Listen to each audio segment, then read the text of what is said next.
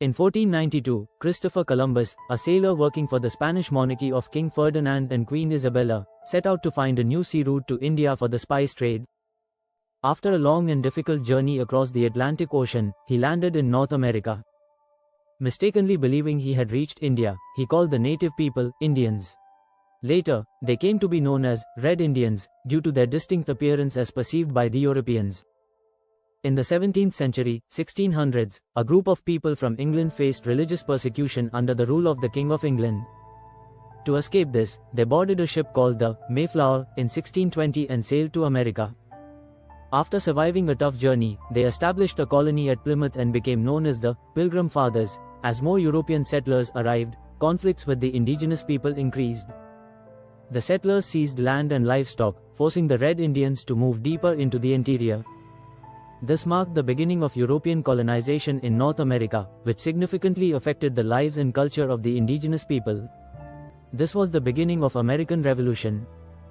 In the early days of European colonization, the British established a strict economic policy in their American colonies known as mercantilism. Under this system, the British government aimed to maximize profits from the colonies by controlling their trade and resources. The colonies were treated not as independent territories, but as centers for collecting raw materials for British industries and markets for selling British-made goods. This allowed Britain to grow economically while keeping the American colonies dependent on them. The British implemented several strict laws under mercantilism to maintain control over colonial trade and resources. 1. Trade restriction in British ships.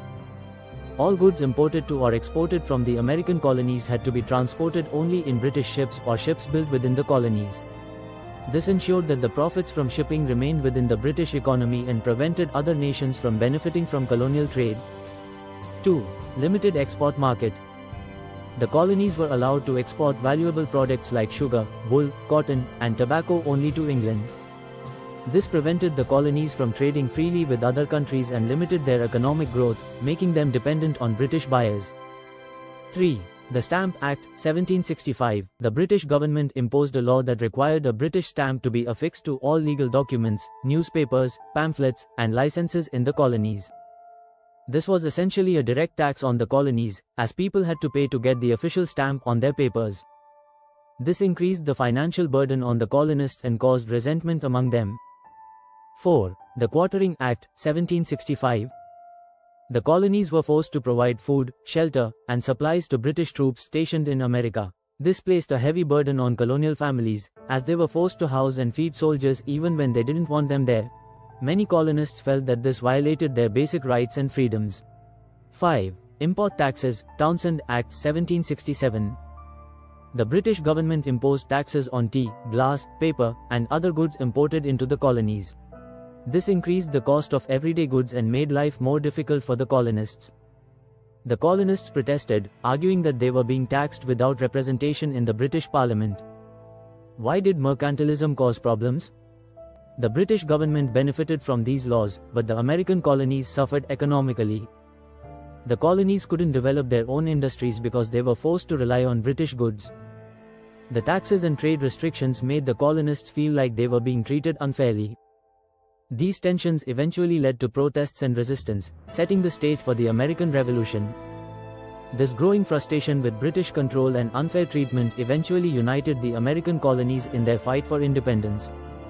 The colonists' demand for economic freedom and political representation became one of the driving forces behind the American War of Independence.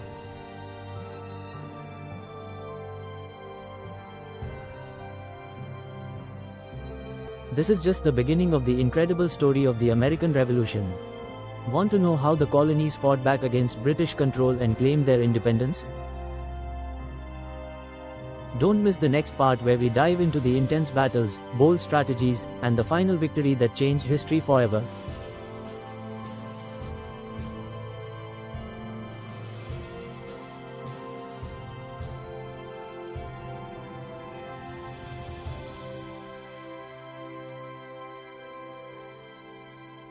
If you enjoyed this video and learned something new, don't forget to like, share, and subscribe to the channel. It really helps a lot. I'm just starting out on YouTube, and your support means everything.